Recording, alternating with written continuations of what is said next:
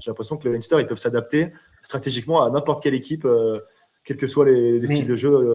Mais moi, en fait, c'est que Leicester a souvent dominé des équipes très joueuses, on va dire.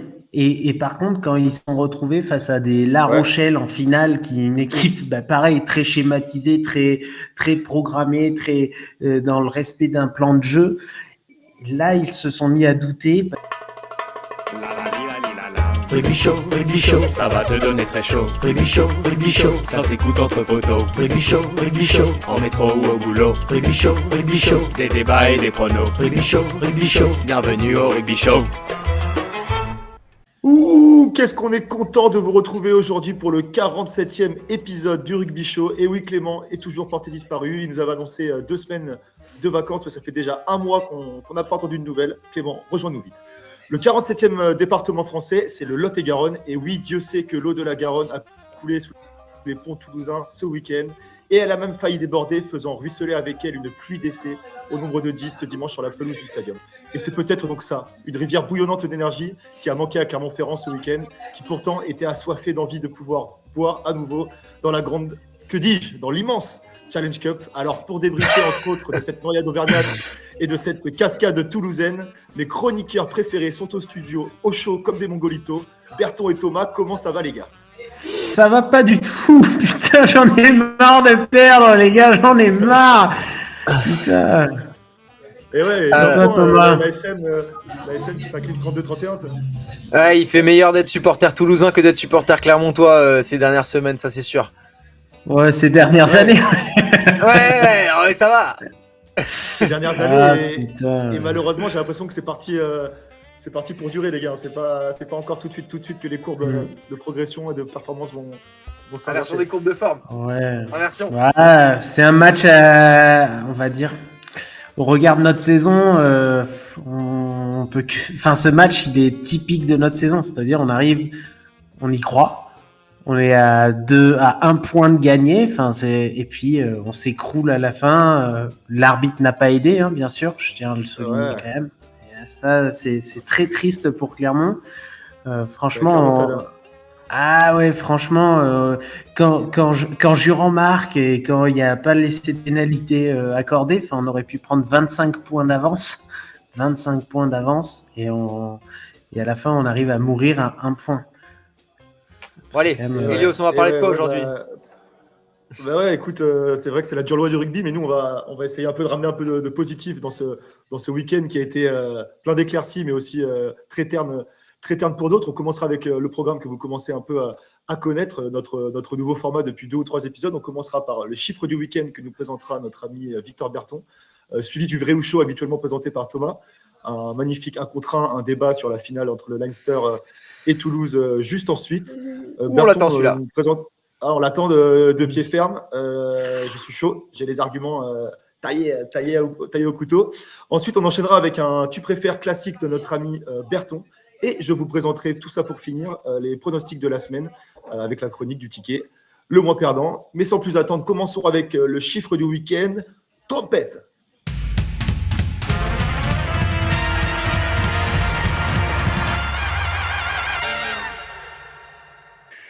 C'est parti pour le chiffre du jour, les gars. Alors, le chiffre que je vais vous proposer, il est simple, c'est 1 sur 5. Qu'est-ce que veut bien dire ce 1 sur 5 ? Aïe. Et on ne s'est pas concerté, mais malheureusement, je pense que je l'ai. Et je pense que ce chiffre, c'est un argument de mon argumentation pour le débat d'après. Est-ce que par hasard, ça ne serait pas la seule victoire sur les 5 dernières confrontations de Toulouse contre le Leinster ? Eh bien, non. C'est le nombre de finales perdues par Toulouse ? Eh bien, non. Mais vous n'êtes pas loin les deux. Vous êtes vraiment pas loin. C'est bouillant, là. C'est quoi ? Est-ce que c'est la note de l'arbitre Clermont Sharks ce week-end ? Non, elle était à 0. Ah oui. C'est vrai que je suis un peu trop sympa. Non, mais du coup, dis-nous, 1 sur 5. Alors, vous savez que Toulouse a gagné 5 finales. Ça, c'est le 5. D'accord. Mais il ne s'est imposé qu'une seule fois contre un club étranger en finale. Une seule fois. Ah oui, la première fois en 96, contre Cardiff. exactement, contre Cardiff. Contre Cardiff. Donc, c'est quand même un chiffre assez marquant parce que sur les 5 finales, 4 ont été contre des clubs français. Ah ouais, Et c'est donc, fou, ça. à se dire, ouais, c'est assez fou. Ils ont gagné une seule fois contre Cardiff en 96. Après, il y a eu une défaite contre les Wasps avec la célèbre poitrenade en Ouais, on se 2004. souvient. Et après, la défaite en 2008, 16-13 contre le Munster, qui lui, en fait, que Toulouse a perdu en fait au bout du suspense un petit peu. Je ne sais pas si vous vous souvenez du match, mais c'était un match Oula, très exactement. âpre. Et donc, contre des Irlandais, la dernière défaite en finale, c'était contre des Irlandais, pas le Leinster, l'ogre que la bête noire de Toulouse, mais contre le Munster, l'ennemi juré du Leinster. Ok, Voilà, c'est intéressant. Ouais, c'est Ah fou de se ouais. dire qu'ils ont gagné autant de titres contre, entre guillemets, des équipes qu'ils connaissaient et qu'ils avaient l'habitude d'affronter en top 14. Donc tu dis qu'ils partent pas forcément du coup dans les meilleurs auspices et qu'ils sont pas forcément favoris sur un match contre des anglo-saxons, quoi. Et là, Peut-être que Toulouse fait plus peur en France qu'à l'étranger. En France, ils ont l'habitude de martyriser dans le top 14, etc. Peut-être que les équipes européennes, elles arrivent avec plus d'insouciance, plus de fraîcheur, je sais pas. Ça c'est sûr. Hein. Moi, Thomas, je suis d'accord avec toi. Tu vois, quand tu prends le quart de finale, c'est le quart de finale contre le Racing. Ouais. T'as l'impression que le Racing, ils savaient directement à l'avance qu'ils allaient prendre une branlée et ils ont pas vraiment cru en leur chance, comme tu dis, tellement qu'ils se faisaient dominer en top 14. Et du coup, il y a peut-être un peu de ça qui joue. Après, aussi, tu étais surpris par un système de jeu particulier. Et c'est aussi très souvent, les finales, j'ai l'impression, elles sont à Londres, à Cardiff ou en Irlande. Elles sont quand même relativement peu souvent chez nous. Donc, peut-être que les fois on a perdu contre le Munster ou d'autres équipes comme les Wasps, c'est peut-être chez eux. C'est peut-être ça aussi. ouais, c'est à vérifier, mais est-ce que voilà, Toulouse ne réussit qu'à gagner contre des équipes françaises, que ce soit en top 14 ou en Challenge ou en Champions Cup, je veux dire, aujourd'hui?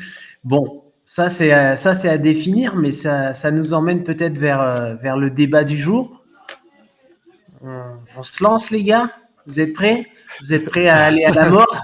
Parce que là, il y a un contre un, la finale tant il arrive à la espérée. mort. Attends, j'ai une petite info pour toi.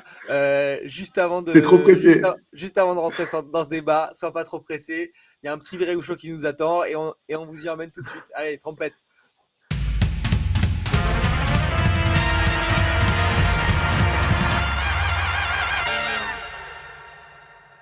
Bon les gars, bien malin celui qui saura si cette réponse elle est vraie ou fausse. Je vais vous la poser tout de suite sans plus attendre. Le Leinster n'a jamais gagné une Coupe d'Europe après avoir croisé le chemin de Toulouse dans la compétition. Est-ce que c'est vrai ou faux? Eh bien, moi, je pense que le Leinster a perdu 2 fois déjà contre La Rochelle en battant Toulouse. Ouais. Donc, c'est vrai. déjà, voilà. Mais je dirais que c'est vrai que le Leinster n'a jamais gagné une compétition en ayant battu Toulouse. Je dirais que c'est vrai. Bah, déjà, il faut savoir, ouais, en phase finale, ils les ont joué 3 fois. Et ensuite, c'est vrai qu'ils sont perdus contre La Rochelle. Donc, ouais, moi, je dirais que c'est vrai aussi. Sur leurs 4 titres, ils n'ont jamais rencontré le Stade Toulousain quand ils ont gagné les 4 fois 4 Coupes d'Europe.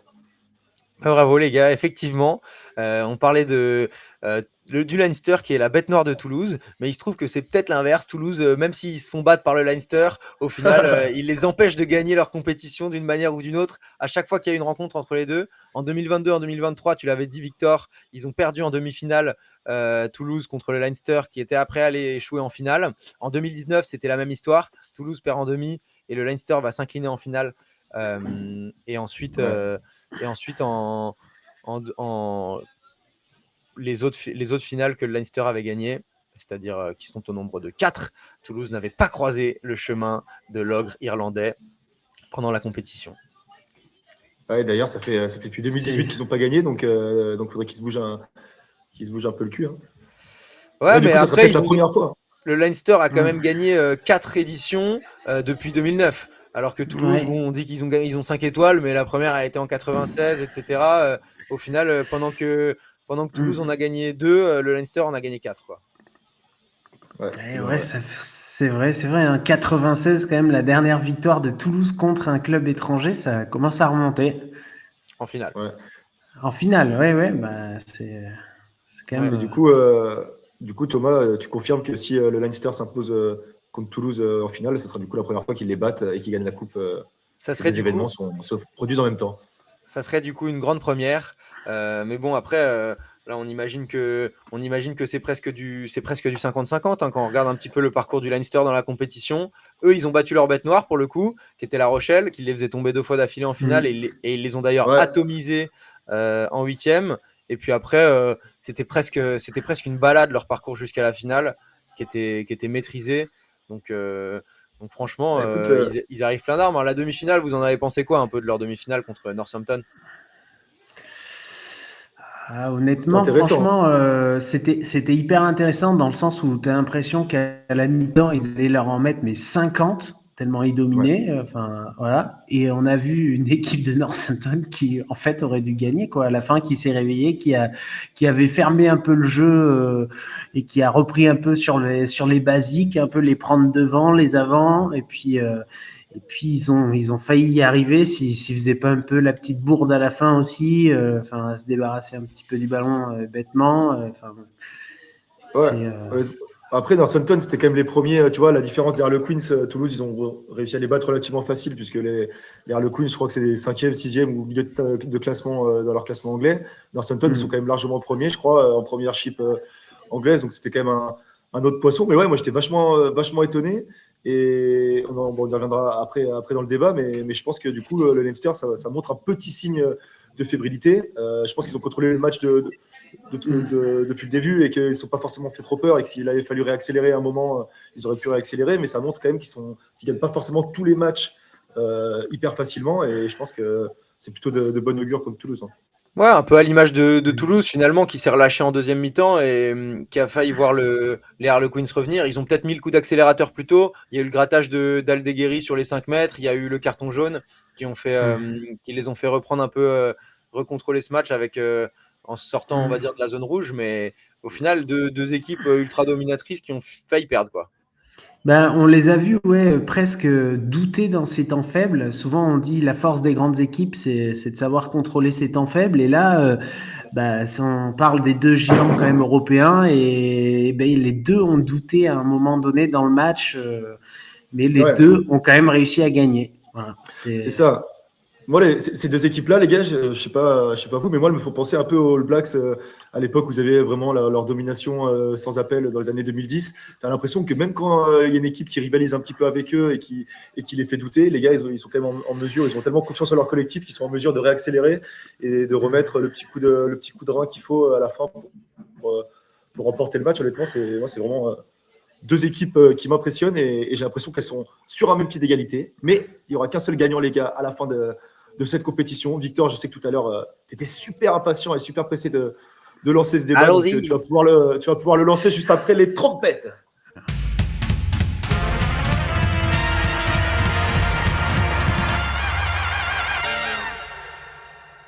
Et les gars, c'est parti pour ce débat inévitable. On a parlé de cette finale inévitable dans les épisodes précédents. Je ne sais pas si vous vous rappelez. Voilà, je veux vos plus belles têtes je vais te mettre à mort comme ça. Allez, hein, c'est Elios contre Thomas. Ils se détestent dans la vraie vie, ils se mordent, ils se chamaillent tous les jours, tout le temps.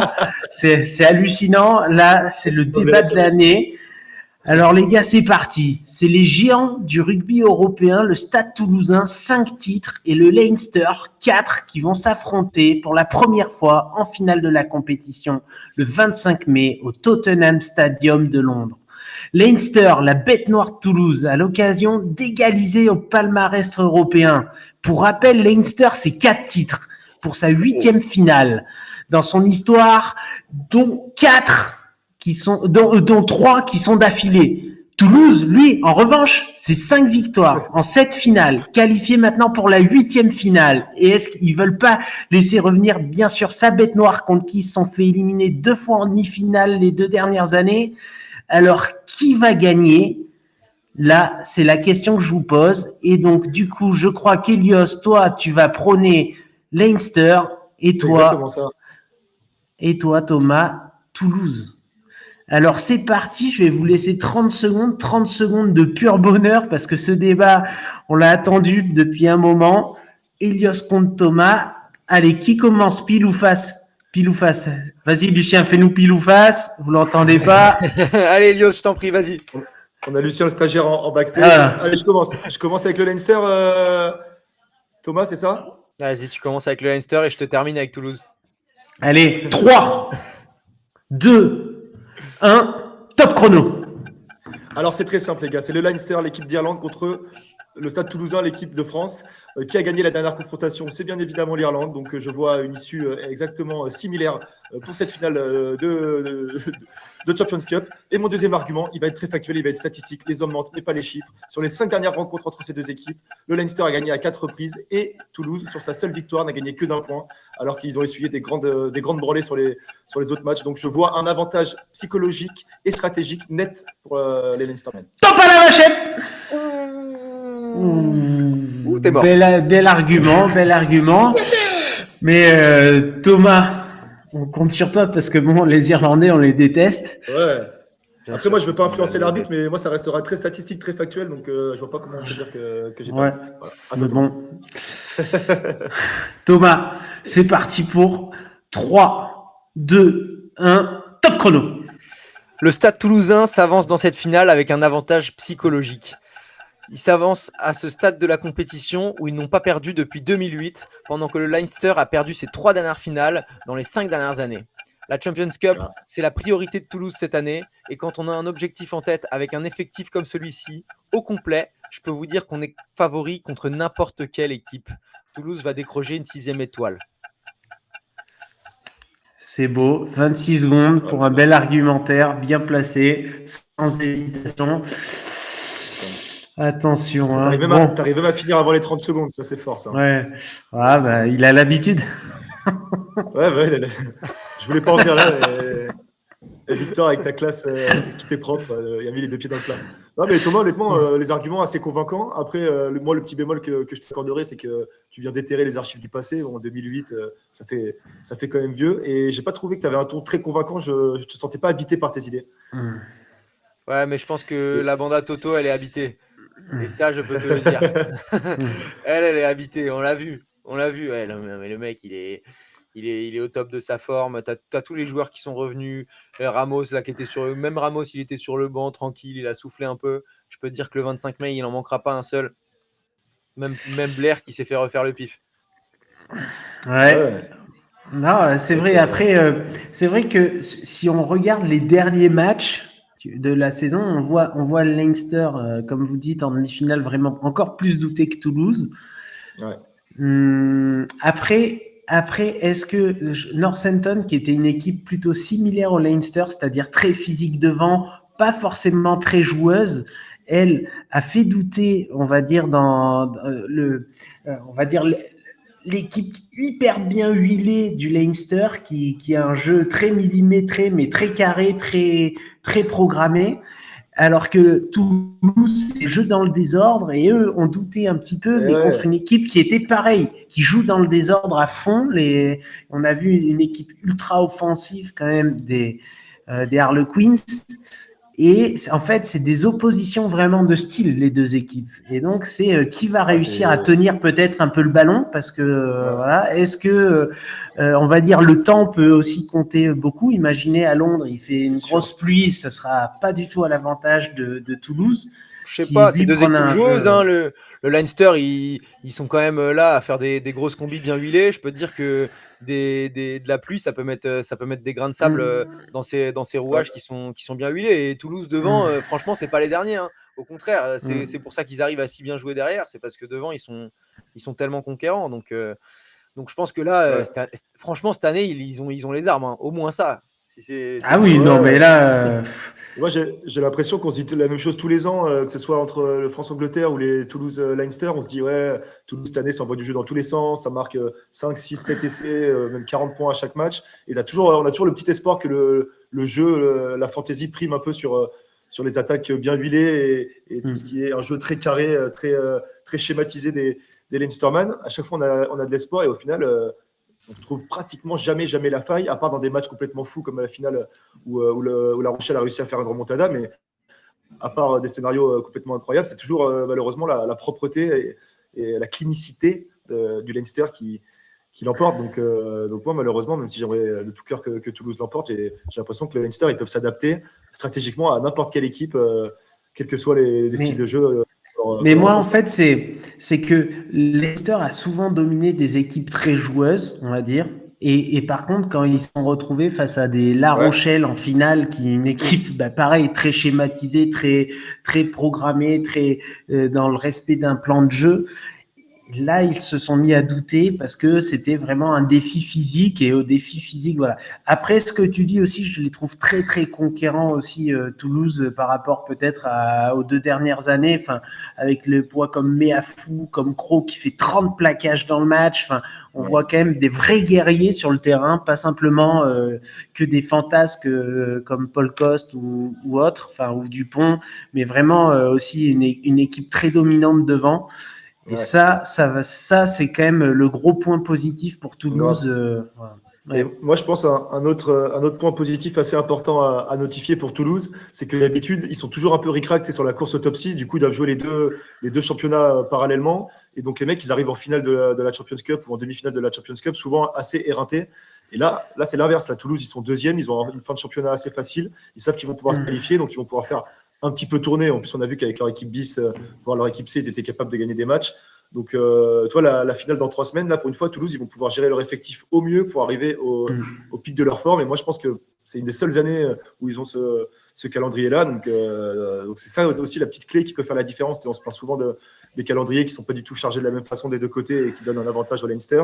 Là, pour le coup, je pense que c'est 1-1, balle au centre, et que n'importe qui peut gagner. D'ailleurs, quand tu regardes les pronostics, les cotes pour les bookmakers ou les fans de pronos, c'est 50-50. Hein. Il y a autant de chances que l'équipe gagne que l'autre. Ouais, c'est fou. Mais en tout cas, ça va être une finale de dingue. On a hâte de la vivre, on a hâte de la débriefer. Et moi, les gars, je vous propose qu'on passe directement à la prochaine chronique de cet épisode. La nouvelle chronique préférée de tous nos auditeurs, c'est la chronique de Victor Berton, la Tu préfères. Je vous demande les trompettes.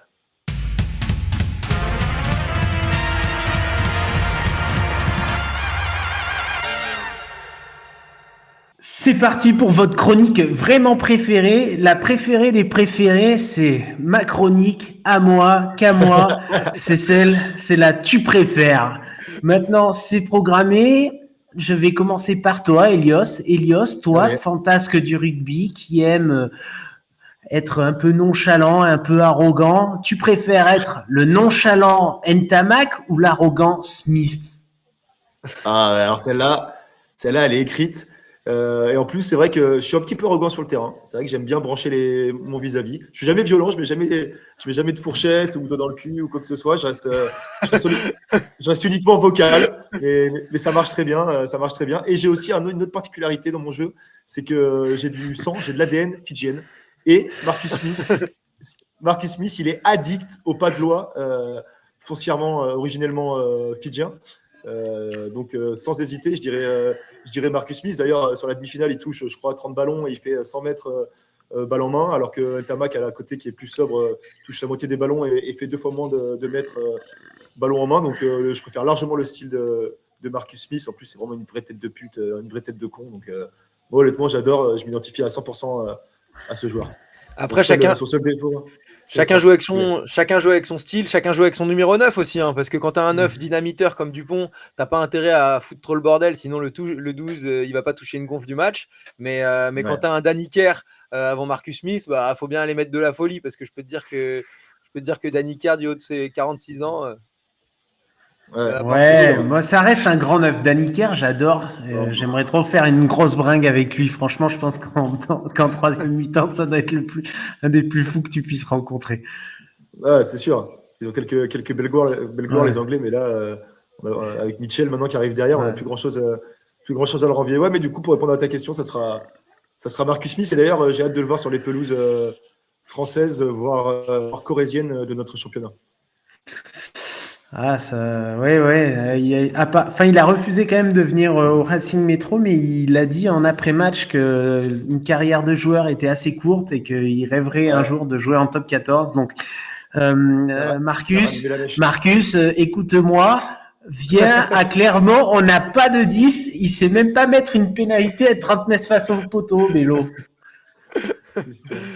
Est-ce que tu as un petit tu préfères pour notre collègue Thomas là? Et bien sûr, tu préfères pour. C'est parti pour toi, Thomas. Toi, Thomas, qui est un adepte des déformations physiques dont je ne citerai pas l'endroit. Hein, Les excroissances. tu préfères avoir le nez de Kinghorn à la fin du match ou le bras de Rory Cocotte? Ah ouais, oh, le nez de Kinghorn, je peux te dire, les gars, il était complètement en Z. Le gars, il se blesse sur le dernier plaquage quand même. C'était la 80e minute passée et ils avaient gagné le match, mais il est quand même allé s'envoyer. Hein. Ça, c'est un charbonneur. Ouais. Moi, après le bras de Rory Cocotte, je sais pas, ça fait un peu fan de masturbation, tu vois. Je trouve ça un peu bizarre. Je pense que je préférerais faire un peu, tu vois, le guerrier qui s'est envoyé jusqu'au bout. Au moins, le nez, il est réparable. Le mec, son bras, il va se le traîner toute sa vie. Hein. Son bras difforme, là.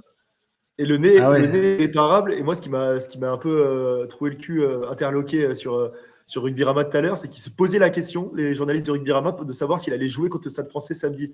Et le mec, il a le nez en équerre, il a le nez qui part à l'ouest. Il se pose la question de s'il va jouer samedi. Mais faut arrêter les conneries. Non, mais c'est un truc de dingue. Il a une virgule, mais et vraiment, c'est trop marrant parce qu'ils avaient fait un montage où tu avais Mike Tyndall et Kinghorn et ils ont chacun la virgule d'un côté et de l'autre. Et putain, c'est quand même hallucinant, quoi. Oh, j'aimerais pas être à sa place. Hein.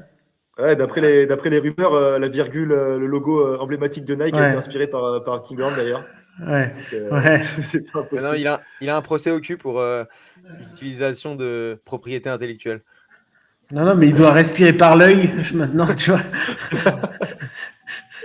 Merci Victor pour ces tu préfères. On a hâte évidemment de la finale le 25 mai, mais le week-end prochain, c'est une journée de top 14. Et Elios, évidemment, qui dit journée de top 14, dit pronostic. Je vais laisser Elios nous présenter ses plus beaux pronostics pour le week-end prochain, juste après des trompettes.